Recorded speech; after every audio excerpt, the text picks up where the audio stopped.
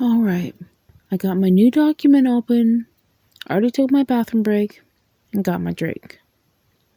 The house is quiet, so I should be totally good to go this year for NaNoWriMo. This time I'm really gonna do it. I know I've said that in the past, but this year, I'm determined. Dang it, Cat! I do not want to play right now. I have a glorious novel to write, and I won't get it done if you distract me. Just bring me your toy and I'll throw it for you a few times, and then you can leave me alone. Don't kick yourself in the face. Whatever. I've got writing to do. Well, right after I put some writing music on. Yeah, that should help. Having headphones on will block out even more distractions. That would be great. And done. Plus now I'm wrapped up in a comfy blanket. Wow, look at my word count go. I'll get through this in no time. Wait a minute. Dang it. I wanted the word count to be displayed, not the character count. Dang stupid program. And here I thought I was doing brilliantly when it isn't even a measly 197 words. Okay, don't think about that. It will only slow me down. Complaining about word counts isn't going to make it any easier to get this setting written out. I just need to write it out. Don't worry about editing as I go or making my words all pretty and glorious. Glorious. That's a word that's not used nearly enough. Although, there are even better words out there. Of course, none of them are coming to mind at the moment. Maybe I'll go grab my thesaurus real quick. Dang, no, I can't do that because I am certain that I will get distracted by something else. Anything else, really, because that's what's happened in the past. The procrastination sets in like one really tiny grain of sand, and I think, well, it's no big deal. It isn't going to bother me. And somehow that singular piece of sand turns into an avalanche. Is an avalanche of sand even a thing? Or would it be a tide of sand? That doesn't matter because I forgot to title my document. What would I do if I crafted the most enlightening and humorous piece of unpolished literature the world has ever dreamed of, and I lost it because I didn't give it a freaking coherent title? Okay, I admit, I'm a bit paranoid about that because it isn't like it would be the first time I misplaced one of my writings because the title made no sense for the content, or I forgot it entirely because I didn't expect it to turn into much of anything when I started. It was just supposed to be notes, and it would have been if those two characters hadn't started bickering. They were going at it so fast I could hardly keep up. Hey, look at that! 505 words out of 1,667 for the day. Go me! You are going to be a superstar. Maybe then the dang characters would finally give me some respect and not wake me up at all hours, demanding that they be the center of attention. I'm the author, for goodness sake. I am like their god. Maybe if I smacked some of them around, they would stop treating me like a toady, only there at their behest. I could have one chased down by a plant-eating monster. No, that's not right. Stupid fingers. What in the world are you even typing?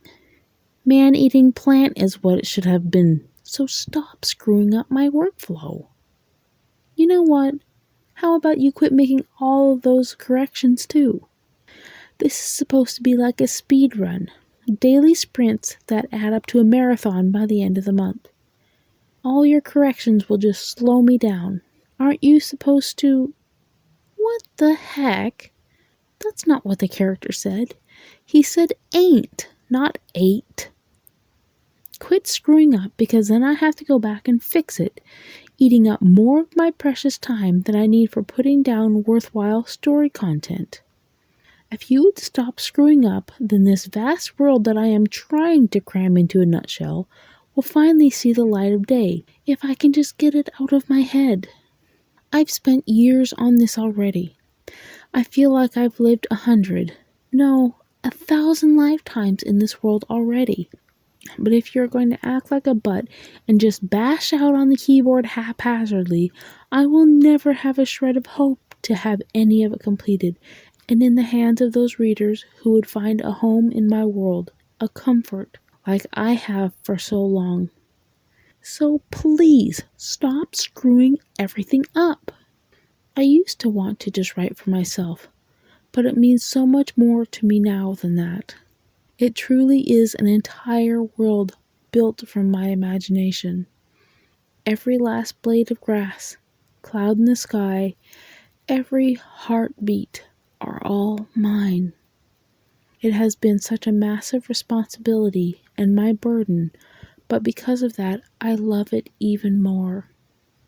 It has been hard. I suspect it always will be. There seems to be some truth in the old saying that those touched by the Fae either go mad or become poets. Or writers, if you ask me. If that is true, sometimes I don't know quite what side of the line I stand on. The amount of research I have put into this has been borderline insane at times, just to create a seemingly simple fantasy world. Simple on the surface, at least. I do worry quite often that even if I ever get it into a form that it can be publicly consumed, that no one would see how much depth there is that I've carefully built into it.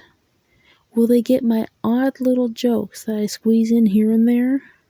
I always imagine that they do, hearing their knowing smile when that one mage pops up again in whatever guise he chooses for that point in time.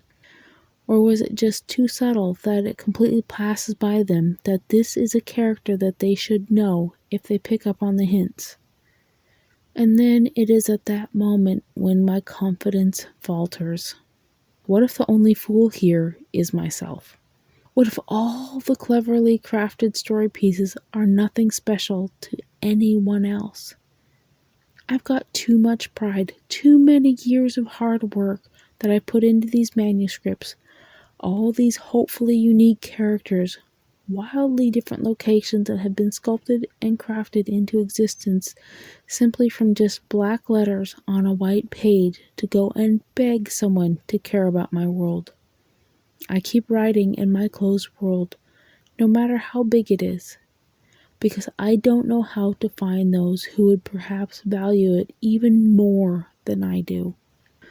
That would make my heart soar beyond the moon if I could just find those few individuals so excitable that they can't keep it contained and by some miracle actually want to talk to me about it. I could find out who their favorite characters are, where they would wish to travel and discover within this massive landscape. Adoration just beaming from them, not for me, but for my creation. My glorious creation. But that is neither here nor there.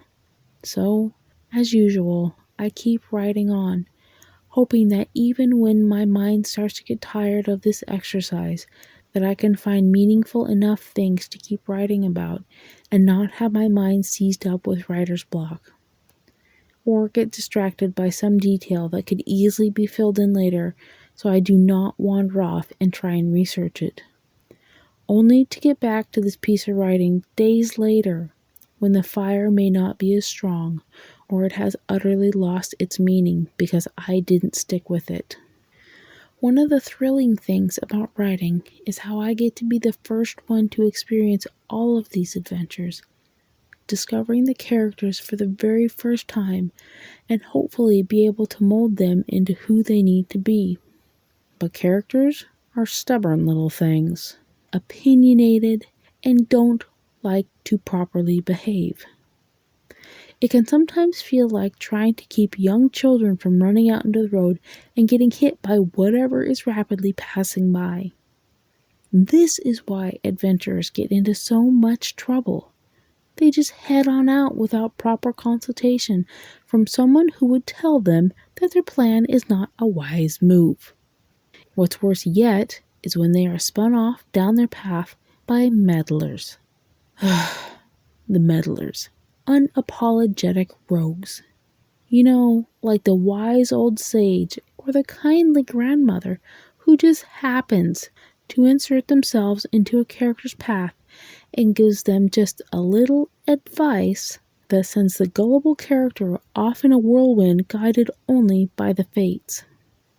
After that, I spend all my time trying to do damage control, putting other characters and events in their path to hopefully get them where they were intended to be, sometimes intact. But word by word, that's how a story is built. Putting every bit of myself in the words I use, often insignificant on their own, but together making something breathtaking and stunning once assembled. A living jigsaw where every piece is unique as a fairy's wings. This land of oddballs and monsters. Familiar old castles and shining new cities. And a new brand of magic intertwined with nature, creating just another piece to add to the growing complex landscape of my heart in just a mere 1,667 words.